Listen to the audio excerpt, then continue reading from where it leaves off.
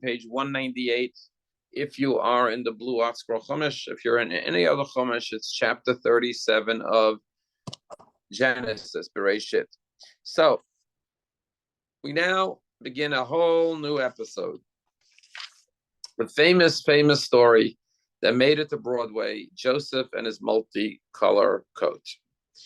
It's a very famous story, of course. We all know it. Joseph is despised, hated by his brothers. They throw him into a pit, sell him into slavery. And for the rest of the Torah, book of Bereshit, Vayeishev, Miketz, Vayigash, Vayechi, 4 Torah portions, we're starting a story that's going to span a month's time. And even though we learn the story every year, there's always new insights and ideas that we can glean, especially in a year like this, as we relate it to current events. So let's start with the very name of this week's Torah portion, which happens to be the opening word of the Torah portion. Now, the name of a Torah portion isn't always the opening word. Bereshit is the opening word of the portion of Bereshit, but Noach is the 4th word. The 3rd word, Elah told us Noach. Lech Lecha is like the 8th word, Vayomer Hashem al Avram Lech Lecha, right? But here, the very name of the Torah portion is the very first word, which is Vayeishev, and there's a lot of commentary just on that word. What does the word Vayeishev mean? And he settled down, he dwelled. As a matter of fact, if you know what a yeshiva is called, right? A Jewish school of higher learning is called yeshiva. It's very interesting. Yeshiva means to sit, because people sit and learn there. But is that why we call it yeshiva, because people sit?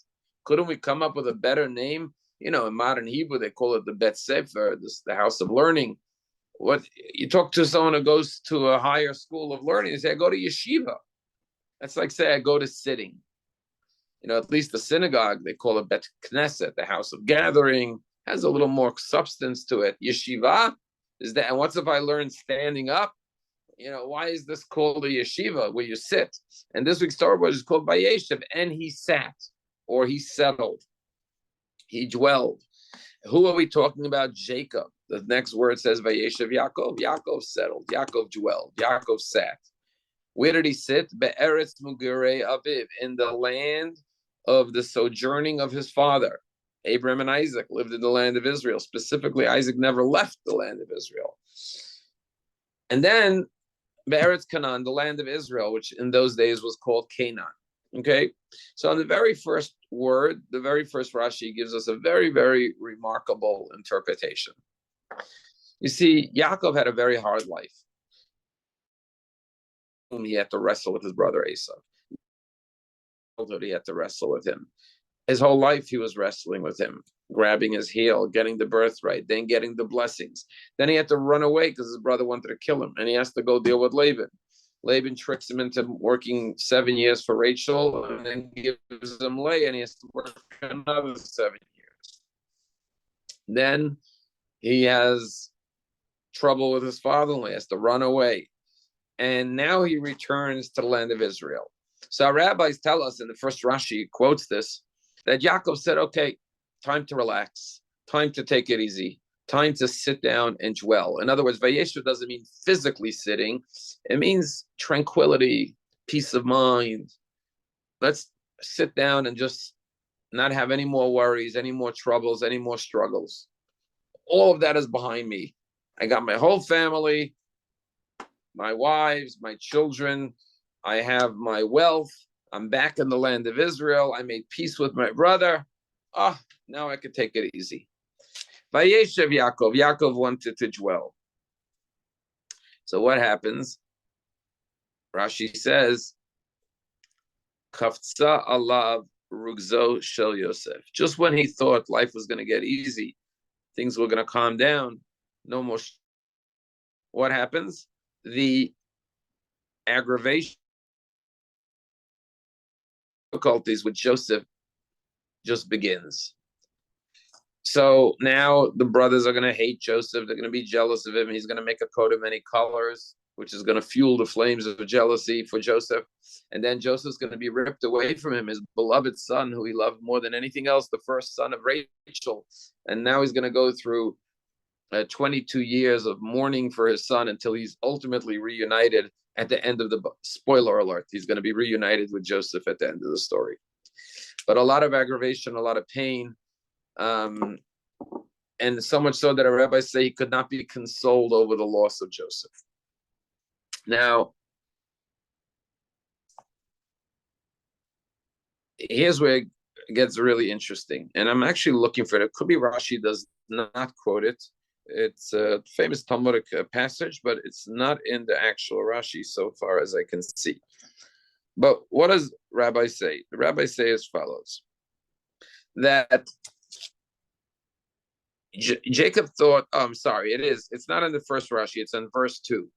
Jacob wanted to sit in peace and tranquility. Suddenly the struggles, the hardship of Joseph began. And listen to these words. Rashi says, Tzadikim avakshim leisha v'shalom. Sometimes the righteous want to sit and have some peace of mind. Omer HaKadosh Baruch Hu, Almighty God says to the righteous, is it not enough for you, the righteous, what I prepared for you in the world to come? But you additionally want to sit in tranquility in this world? No, you can't have both worlds. In the world to come, you could sit and relax and take it easy and enjoy all the pleasures of the next world. That's when you'll have your tranquility, but not in this world. In this world, there's no tranquility. Now, this is a very, very interesting interpretation, because you wonder why is it mutually exclusive to be a righteous person and to enjoy this world? What was so terrible? Jacob said, I had enough hardship in my life. I just want to take it easy now. I want to have some peace. So God says, no.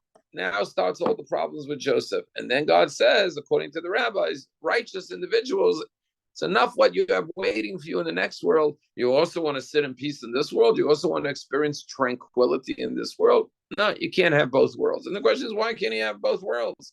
Why can't he have peace and tranquility in this world and peace and tranquility in the next world? And to understand this, we have to think about what King David says in the book of Psalms. Hayom la'asosam. This is the world of action, of doing, of accomplishing.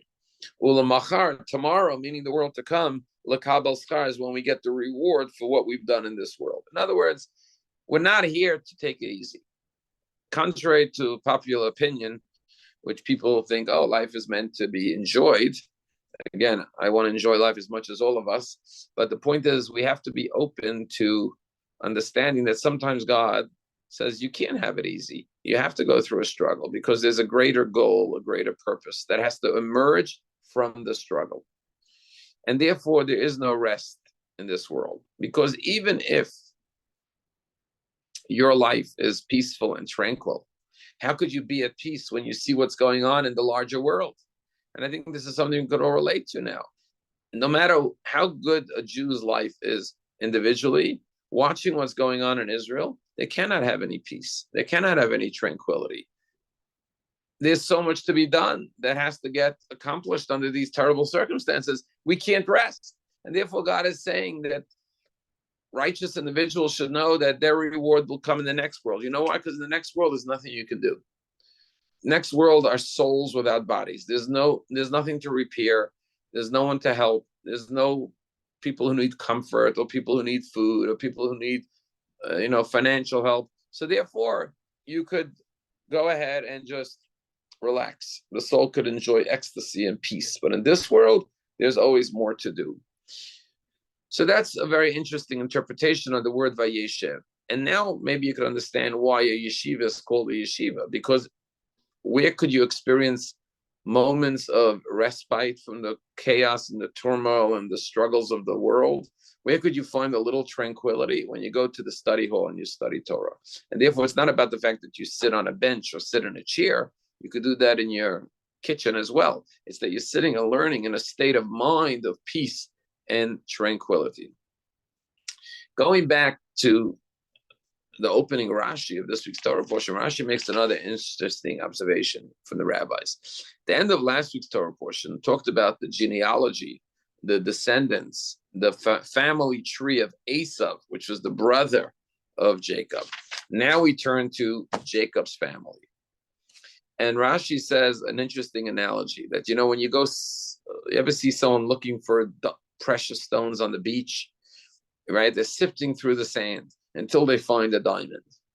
And rabbis say that the Torah had to go through the family tree, the genealogy of Esav, like sifting through the sand to find the gem, to find the diamond, which is Jacob and his family.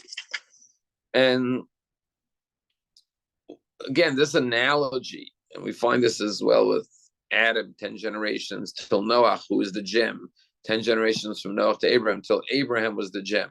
The idea is that sometimes you have to go through a process of sifting, of seeking, of journeying, of search of your seeking out until you come to that precious stone, until you discover the Jacob or the Abraham.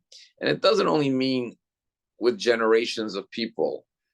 It's not just a downward generation to generation. It could be lateral, it could be from person to person, it could be within yourself. In other words, sometimes we go through different experiences and we're looking for that diamond, we're looking for that moment, we're looking for that inspiring experience, but we have to go through the sand till we find it. We don't always discover it right away. Just like someone who mines for gold or silver has to go through the soil or the sand to find that diamond. And that's the analogy the rabbis give us. So we shouldn't get frustrated sometimes when we're in this perpetual mode of looking and searching and seeking and sifting. That's part of the journey to discover. Even God had to do that to get to Jacob. He had to go through the genealogy of Esav to get in. Sometimes with generations, there could be many descendants, and then a certain great individual is born after many generations of just maybe ordinary people, but then that great light emerges, that great individual. So the same thing within ourselves. We could go through our days and we feel like, what am I accomplishing? But then that moment comes where it was all worth it. So I just wanted to share that analogy that Rashi says of sifting through the sand in order to get to Jacob, who is like the diamond. Now, taking this idea one step further, Jacob wanting to dwell in the land of Israel and relax and take it easy and sit back. The verse says Jacob dwelled, it could have just said in the land of Canaan, but it adds in the land of the sojourning of his fathers. Why is it adding it? Because it's contrasting it. Unlike his father, unlike his grandfather, who knew that you only sojourn in the land. You don't dwell, you don't settle, you don't seek tranquility for yourself, but you realize you're a sojourner. Life is temporary. There's no time to sit back, so to speak. You have to always be doing and helping and making a contribution, especially if you're a righteous person. You feel the pain of the world around you. So the message is that we are sojourners in this world. We're only here temporarily. And just like when you go on a vacation, right? Typically, when you go on a vacation, there's so much to see, so much to do. You don't just sit around in your hotel room because you're here for a short amount of time. There's no time to waste. You got to go about and see and discover and experience. And same thing, if you look at life like a sojourning, you're here on a journey for hopefully 120 years, but whatever it may be, 70, 80, 90, 100 years, compared to the infinity of the next world, this is the world of action. This is the world where you could accomplish things. And therefore, you must not seek peace and tranquility. In other words, what it's really saying, if you want to use modern day language, people always say, go out of your comfort zone, right? Sometimes we look for comfort. Someone once said that religion is meant to comfort those who are disturbed and disturb those who are comfortable. So the whole goal is to go out of your comfort zone, because growth and accomplishment comes when we step out of our comfort zone. If we just look to be comfortable, to take it easy, to sit in tranquility, in peace, then we will avoid doing the difficult things that need to be done. And that's, I think, the message. If God grants you tranquility and peace, that's wonderful. But know that sometimes Hashem sends you a curveball or a challenge precisely because there's more that you have to accomplish. And that's really the story of Joseph. Joseph is now going to go on his journey through a lot of hardships to become the viceroy of Egypt and save the region from famine. So let's go on to the crux of the story. How did all the problems begin? Well, it all began with favoritism. Jacob loved Joseph more than all the other sons. He made him a coat of many colors. And Joseph was only 17. He was the youngest. He was the oldest son of Rachel, but he was Ben Zekunim. He was a child born in Rachel's old age. He was younger than the other siblings. And they were envious of him. Why is this young kid getting all the favoritism, all the father's love and attention? And they understood that this was the son of Rachel, who their father loved more than the other wives. So they were jealous of him. They were envious of him. That was number one. But it wasn't just the coat of many colors. More than that, the Torah says very bluntly, it's right there in the second verse, Vayeishev Yosef et dibatam ra'a el avihem. Joseph would bring evil reports about them to their father. So Joseph was a tattletaler. He would see the brothers do things that were wrong, and Rashi talks about what it was, and he'd go tell his father. There was this special connection between father and son, and he was sort of like the snitch. He was the tattletale. He was the teacher's pet, who would tell the teacher what the other kids did. So obviously they resented him for that too. But what made it even worse, and this is the third component, is that Joseph started having dreams. He was a visionary. They were actually prophecies because they all came true. But they had these dreams. They didn't know it was prophecies. And he's telling them, you know what I dreamt last night? The sun and the moon and the 11 stars were bowing down to me. Or I dreamt that we were all out in the field, all collecting our bushels of grain, and your bushels bow down to mine. So now they were really irritating him. Now they were really angering him. Now they were really he was really getting on their nerves. And they were jealous of him, and they hated him for all of the above reasons, because their father loved him more than any other kid, because of the coat of many colors, because of the tattletaling, and because of his dreams. And I want to focus on some very key words in the verse that our rabbis talk about. Verse 4 says, the brothers saw that Joseph was more beloved by their father than them. And so they hated him. And then, below yachlu dabro lishalom, they could not speak peacefully to him, which means communication broke down. They couldn't speak to him peacefully anymore. They were so angry at him. They were so resentful of him.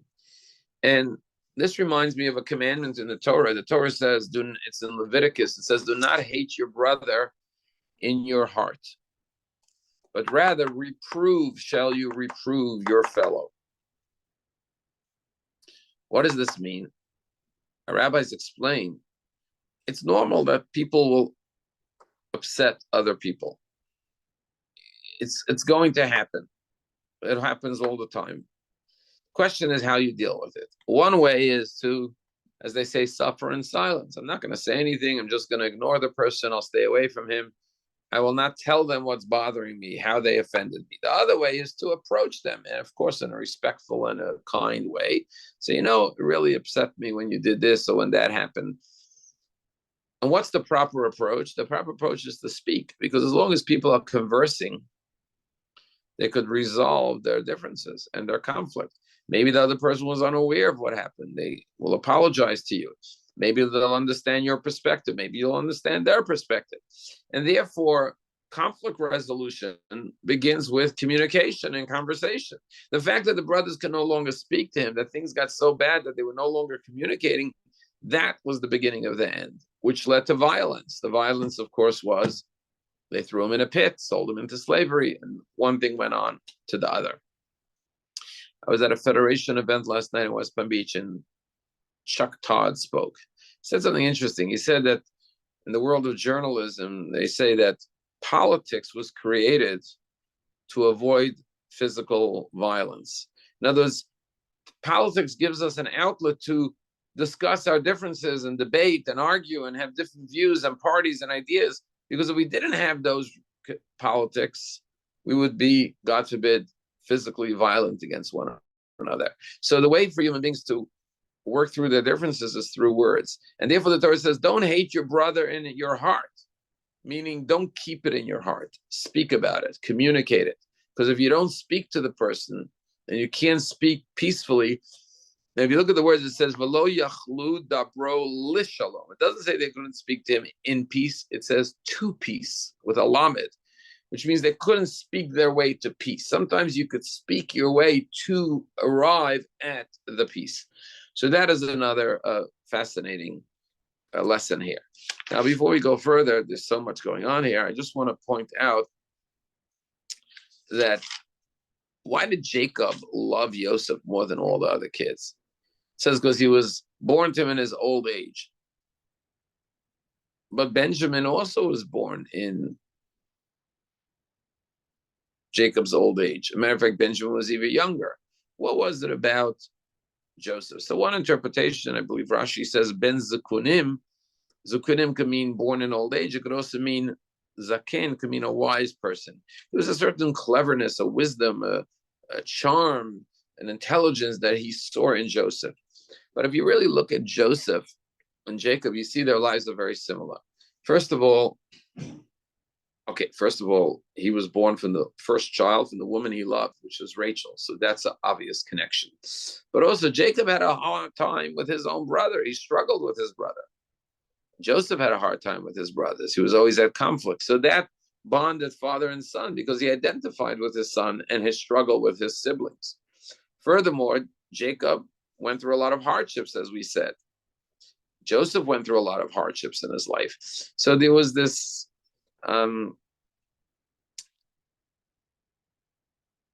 this resonance in the life of Jacob to the life of Joseph that he was able to see himself in his son.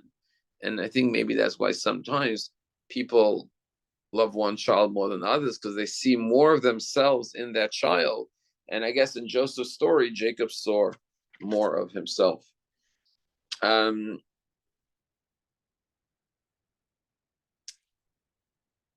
Let's go back to, if you're in the Blue Chumash, page 200, the dreams of Joseph. Now, Joseph has two dreams. Now, we know the rule is that whenever there is two of anything, it's not repetitive. There must be a dimension to the second dream that's not in the first dream. We're going to find that in next week's Torah portion with Pharaoh, the cows versus the sheaves of grain. We'll talk about it next week. But here, his first dream, he sees the sun and the moon and the stars bowing down to him, which is his father, his mother, and the 11 siblings, 11 stars. But before he has the dream of the sun and the moon, he has a first dream. What's the first dream? He says, we were out in the field gathering our sheaves of grain, and my bushel stood up erect, and yours bowed down to mine. That's the first dream. The second dream is the sun and the moon and the stars bowing down to me. What is the two dreams, and why do you need two? It's the same message. I'm going to be the ruler. I'm going to be the leader, and you're going to bow down to me. And that's what happens at the end of the story. They come to Joseph to buy food. They don't know it's Joseph. They think it's the viceroy of Egypt, and they bow down to him, just like he predicted. But why the two dreams? So the first answer is that first the brothers came without the father and his stepmother, which was Zilpah. And then Jacob and his wives came down, and now his father and his mother, represented by the sun and the moon, not just the bushels of grain, his parents came down to bow down to him. That is one interpretation. Okay. I'm sorry, Bilhah would be Rachel's handmaid. But there's another interpretation, which is, I think, very profound and deep. You know, it's often been said that when people have conversations in America, the custom is you say, hi, what's your name? And very shortly afterwards, and what do you do? Now, why is that such an important question? What do you do? Why does that come before? Do you have a family? You know, what are your interests? You know, what causes are you involved? What do you do? So someone once pointed out that we're always trying to size each other up. So I meet someone, or you meet someone, I meet They want to know, what do you do? They're trying to figure out, where are you on the pecking order in life? Are you a brain surgeon, or are you a blue collar worker? Are you this or that? Are you a CEO, or are you a janitor? And I sort of know how this relationship works. If you're rich or powerful, I have to bow to you. If I'm more powerful than you, or wealthier, or whatever, prestigious, you have to bow to me. Like, we're figuring out where we stand in regards to one another. That may be one of the subconscious reasons, unintentional, but trying to figure out the person's stature and status. So in this world, of course, people are impressed with other people's things, their possessions. And if you look at the first dream that Joseph has, he says, your sheaves of grain are bowing to my sheaf of grain. What does that represent?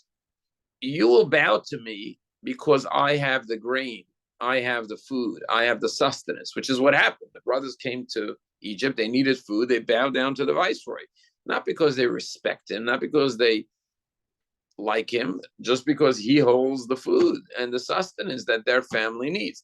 Very much like an employee will yield to a boss, or a salesman will yield to whoever he's trying to get business from, a client, will or a business person will bow to the client because he holds the key to my money, my livelihood, my sustenance.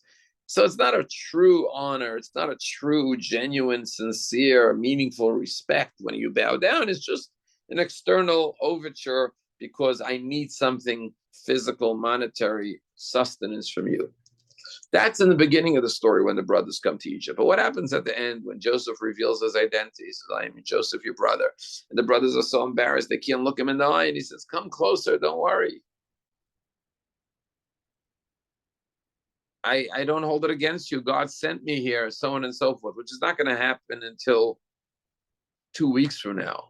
But at the end of the story, they're going to come to know their brother Joseph, the one who had the dreams and realized the dreams, the ones who they tried to kill and survived every attempted assassination against them, survived the pits, survived slavery, survived imprisonment in Egypt, who has no grudge, no ill will, no resentment, no anger, but nothing but forgiveness and love, embraces in his family. Now they come to respect Joseph, the man, the person, not because he's powerful or rich or the viceroy of Egypt, but because of his character, of his true nature. And now they bow to him as a person. And that's why the second dream, it's not the sun and the moon and the stars bowing to my sheaf of grain. You're no longer bowing to my power and wealth and food. You're bowing to me because you've come to know me, the person, and understand my true nature and come to respect that and appreciate that.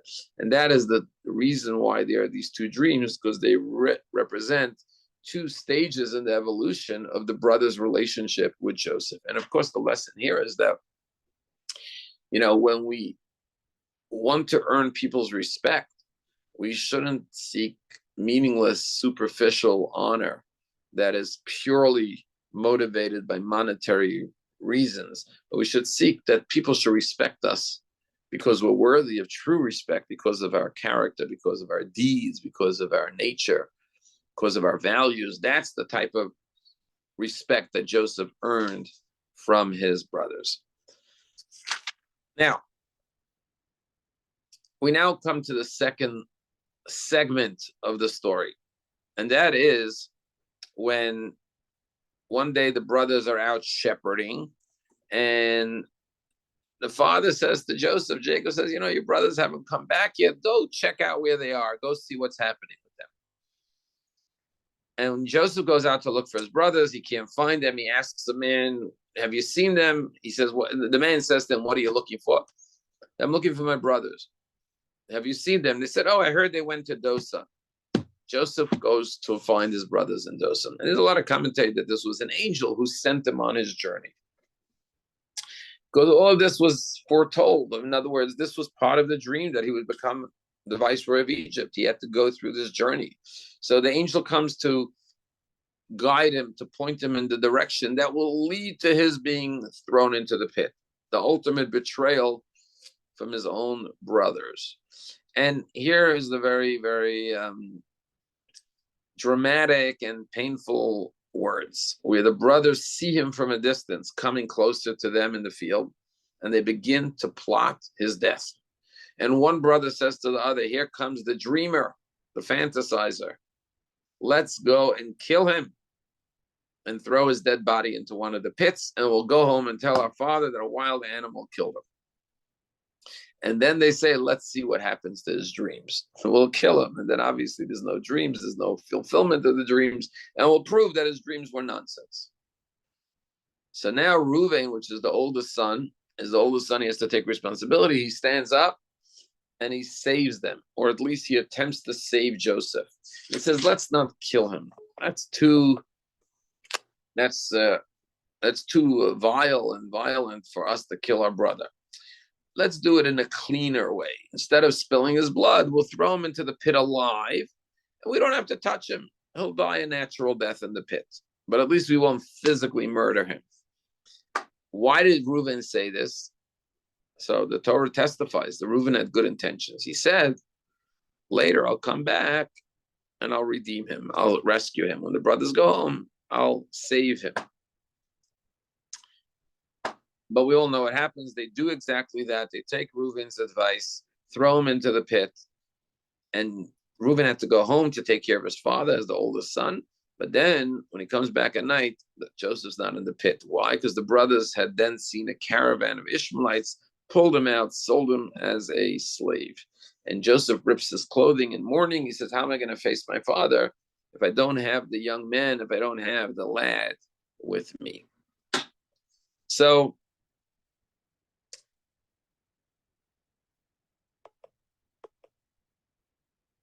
the Torah says that when they threw Joseph into the pit was empty. There was no water in the pit. And the commentaries ask, there's no extra words in the Torah, right? Why does it have to say the pit was empty? There was no water in it. Empty means empty. Obviously, there was no water in it. If it was empty, there was no water in it. Why does the Torah have to emphasize? So Rashi says, the commentary of the Talmud, there was no water, but there were snakes and scorpions. Why do we have to know that?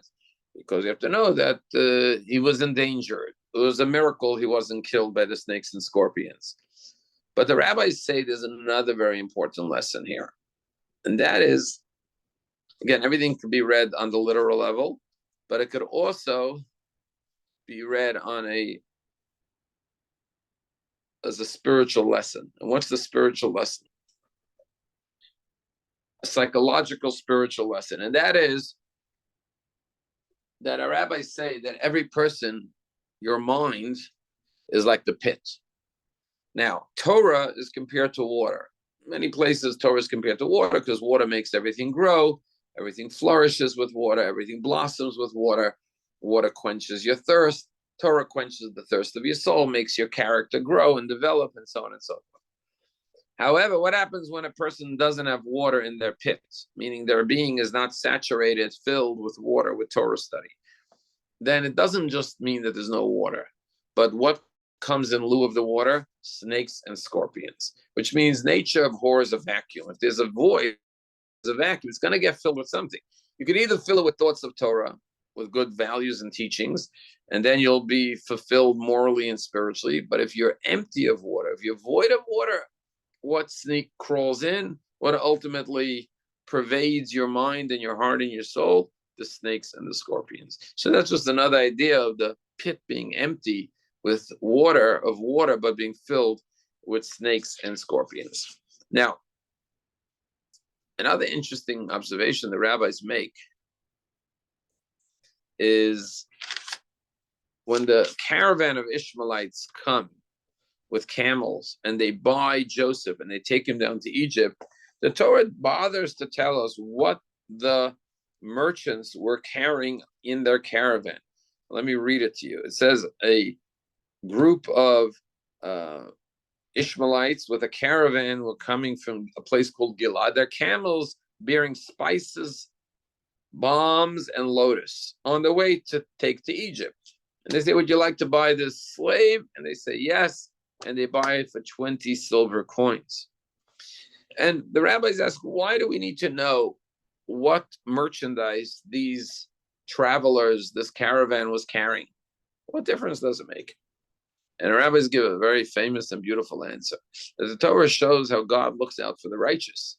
That since Yosef was now going to have to journey with them to Egypt, God made sure to send the caravan with fragrances that are sweet and aromas that are pleasant and delightful. So you should have a very smooth, pleasant trip down to Egypt in a caravan filled with wonderful spices and balms. And at first glance, it sounds amazing. But then you think about it and you say, 1 minute. If God is looking out for Joseph, why is he letting him be thrown into a pit, sold into slavery, and all the subsequent bad things that are going to happen to him, like being imprisoned in Egypt and languishing in a prison? If God's looking out for him, just save him. Big deal. So he has some nice smelling spices. It's like, they say the road to hell is paved with good intentions. And by the way, that's one of the lessons we learned from Reuben. Reuben had good intentions. I'll come back and save my brother at night, but his intentions didn't work out. He should have taken a stand right then and there and said, no, you're not going to do this to my brother. I'm taking him home right now. Intentions are not enough. But going back to the spices, why do we need to know that they send spices? And how is that a favor for Joseph if he's going into slavery? And here's a very important key idea that's important. King David says, even if I walk through the valley of the shadow of death, I fear no evil, for you are with me. God gives us signs to let us know he's with us, even as we go through difficulties. And that gives us the strength and the faith and the confidence to be able to endure the difficult challenges. So you may have heard the term a wink. Sometimes God gives you a wink. He does something unusual. You see, Rashi explains normally these Ishmaelites would carry tar and naphtha, foul-smelling odors, which would make the trip very uncomfortable for Joseph. When something unusual happened and suddenly a caravan of Ishmaelites are carrying these delicious-smelling aromas and fragrances, it gave Joseph a sign that God is causing these events to occur because God is with him on this journey. And that gave him the strength to know that Hashem will watch over to him and everything will work out okay. Everything will work out well. So, the oldest question is, why do bad things happen to good people? And if there's one person in the Bible, in the Torah, that you could ask this question about, is Joseph. First of all, Joseph is the only biblical figure that's called a tzaddik. Yosef HaTzadik, he's the only person called righteous, mostly because he resisted the temptation of his master's wife. That's number one. And number two, it was because he forgave the brothers for everything they had done to him. So he's a tzaddik. But look at his life. First, he's thrown into a pit. Then he's sold into slavery. Good morning, then, everyone. On top of that, he's put into prison in Egypt. He goes through so many struggles. And Joseph could say, why are all these bad things happening to me? I'm a good person. Why am I suffering so much? And only at the end of the story does he understand why. This was all part of the process, because he had to interpret the butler and the baker's dream in prison at the end of this week's Torah portion, which led to his interpretation of Pharaoh's dreams, which led to his appointment as viceroy of Egypt, which led to him saving the country from famine, which led to him reuniting his family. So therefore, in hindsight, he was able to look back and say, now I know why all these bad things had to happen. But as he was going through them, he couldn't understand it. So God says, look, I got a plan, but let me show you I'm with you. I'll send you little signs like unusual occurrences. Ishmaelites carrying sweet smelling fragrances. That's a way for me to let you know that I'm with you in these circumstances. And so there's something called hashgacha pratit, which means divine providence. It's small acts of divine providence that may not change the bigger reality, but hope. And again, tying everything back, to Israel, the horrific tragedy of October 7th and the aftermath. But even in the day-to-day occurrences, there's so many beautiful, heartwarming stories where you see God's hand. And that's the message of even when bad things happen, because there's a bigger plan, a bigger story that's taking place. And we can't always see the story at the moment. We have that vision, that dream, and those signs along the way that allow us to persevere and have faith and trust that Hashem is with us.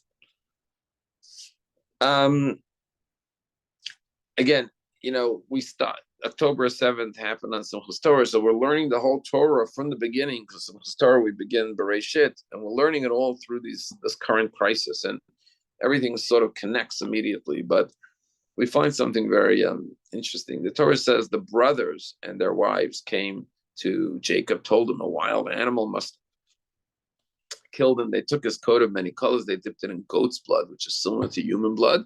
He said, we found this coat. Presumably an animal devoured him. And then here's what the Torah says. Everyone rose up to comfort him. He refused to be consoled. Jacob would not be consoled. And he said, I will go down to my death, weeping and mourning for my son. Now, rabbis say, why was he inconsolable? And the rabbis give us some very interesting insight. Our rabbis say that God made the world in a way that human nature is that, God forbid, if someone loses a loved one, they could be consoled. With time, they could be comforted. But that nature only occurs when the person actually died. But if the person is alive, even if he's presumed dead, the nature of being consoled doesn't operate, because in their soul of souls, they feel their loved one is still alive. Even though consciously they were told and they believe he's dead, they have proof and evidence, the coat of many colors in the goat's blood, but their soul is not ready to be comforted because they know the person is alive. And so, as we use today's term, there's no closure, okay? So even though Jacob was told and was led to believe that his son died, he was inconsolable, because deep down he felt, I can't be consoled. Why? Because he knew, not consciously, but his son was still alive. And again, it comes back to the situation with what's going on in Israel, because, so many lives, on October 7th and subsequently were murdered by Hamas, and the families grieving and mourning. But then you have people who their loved ones are in captivity. And you can't even mourn, you can't even move on. So it's just, you see that tragedy right here in Joseph and his father. His son was taken off to captivity for 22 years, and he wasn't reunited till the very end. And when he sees his son at the end of the story, he said, I never thought I would see your face again, let alone your children. And he gets to hold his grandchildren who were born while Joseph was taken away in captivity. Now, all of this was chapter 37, Joseph and the brothers. But smack in the middle of this week's Torah portion is a whole other story about Judah. And it's again, we can't get into everything. We only have 10 minutes left. You'll have to come to Shul on Shabbos and hear the rest of the story with all the details. But basically, it's Judah. And you usually remember from last year, so I don't have to tell you all the details. But basically, Judah is seduced by his own daughter-in-law. Judah had 3 sons. 2 of them died being married to a woman by the name of Tamar. And Judah is reluctant to allow his 3rd son to marry Tamar. Tamar wants to have a child from the family of Judah. Believe it or not, she disguises herself, seduces him, and believe it or not, has twins. And in Jewish tradition, one of those sons becomes the grandfather of Mashiach through Boaz. So it's a remarkable story, so much to discuss here. But the question is, why is the story of Judah right in the middle of the story of Joseph? And what's most fascinating is that when we resume the story, we find the story of Potiphar's wife trying to be intimate with Joseph, and Joseph rejecting her, running out of the house. As a result of that, she accuses him of trying to seduce her, and he has to languish in prison because he's accused of being the one who seduced him. her. So how could this be?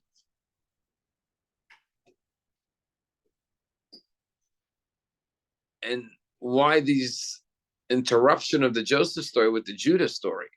But here you see a contrast. Judah succumbed to this woman on the side of the road who looked like a harlot and engaged with her. And I won't get into the whole story of what happened there, how Tamar didn't point a finger until he admitted his guilt. While Joseph in captivity rejects the temptation of his master's wife, knowing the consequence that he may be accused falsely and thrown into a prison, which he ultimately was thrown into a prison and spent 14 years there. Not 14 years, I'm sorry, 7 years. But the idea is that Judah and the brothers had judged Joseph. Oh, he's a dreamer, he's a fantasizer, he wants to rule over the whole world. We're supposed to be a nice Jewish family in a Jewish community. But then the Torah shows us that Joseph goes out into Egypt, a foreign land, away from his family, away from the land of Israel, a place of promiscuity, and yet he maintains his morals and values and doesn't engage with the wife of Potiphar. While Judah, who's judgmental of him, does engage with his daughter-in-law, thinking she's a harlot on the side of the road.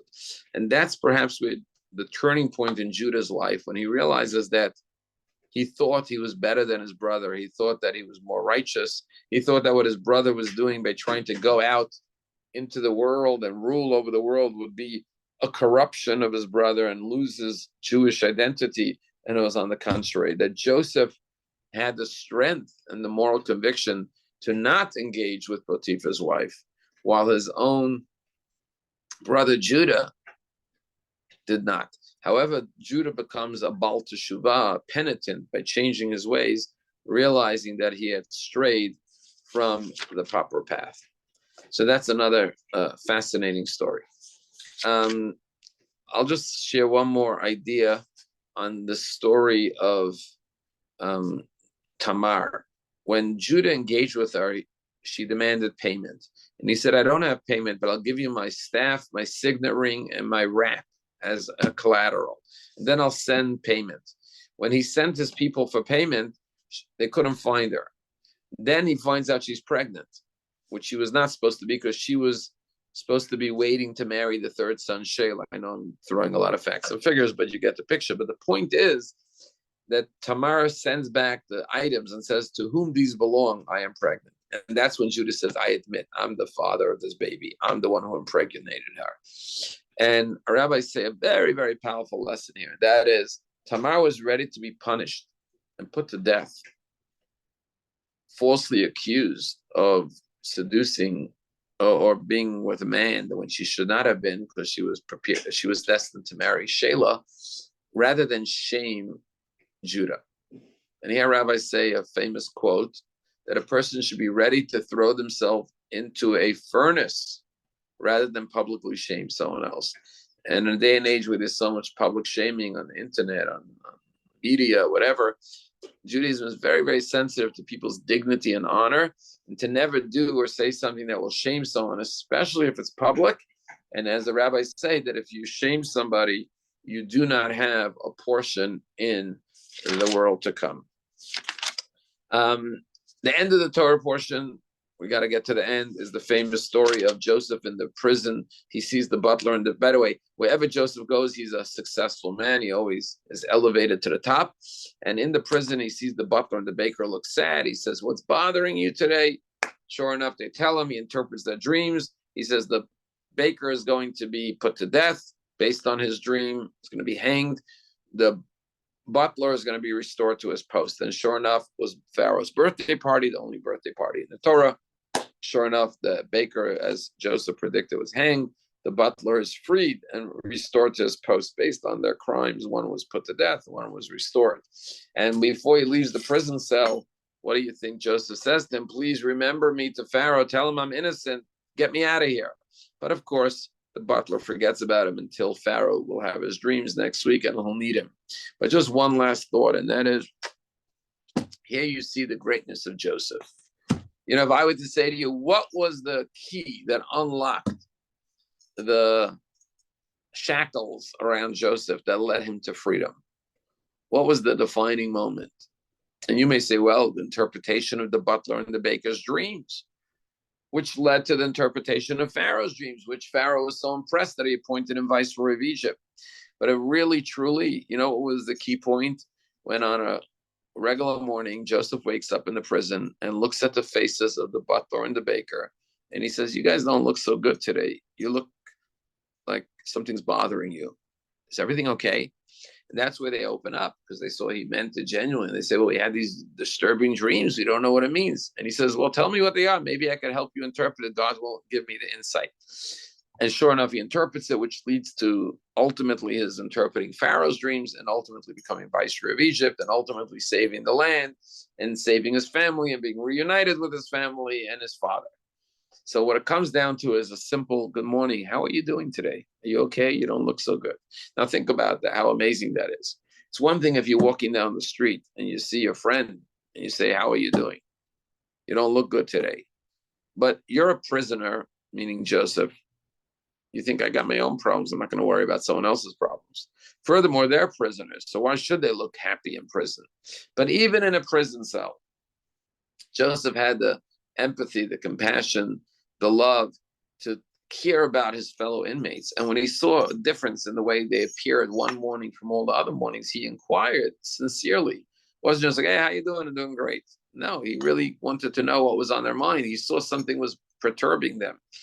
And that genuine interest and concern is what led to his interpretations, which ultimately led to his freedom and becoming viceroy of Egypt. So a very powerful lesson from Joseph. And Joseph is a really inspiring figure because throughout all of his ordeals, he keeps on working towards his goals, never losing his faith. I'll tell you that when Potiphar's wife tried to seduce him, it says he saw the image of his father and ripped away from her grip.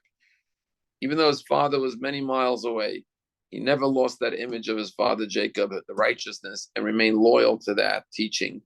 And ultimately, like oil, like the menorah that we're going to celebrate on Thursday night, oil always rises to the top. You mix water and oil, the oil rises up. That's the analogy of the Jewish people. But Joseph encapsulates the Jewish people. Whatever was done to Joseph, he never saw himself as a victim. He didn't suffer from a victimhood mentality. He always had a can-do attitude, became successful in the house of his master as a slave. In the prison, it says he was successful. The warden put him in charge of all the other prisoners. He always said, how do I make the best out of my circumstances? How do I rise to the top wherever God places me in life? And that ultimately was his inner unique leadership qualities, which led him on a path to freedom and saving the land from famine and being able to say to his brothers, you didn't send me here. God sent me here for a mission and for a purpose. So look forward to seeing everyone. Tomorrow night we have a big speaker at the shul, as you know. And then on Thursday night, Hanukkah in Bradley Park. So happy Hanukkah, and I'll see you all soon. Bye.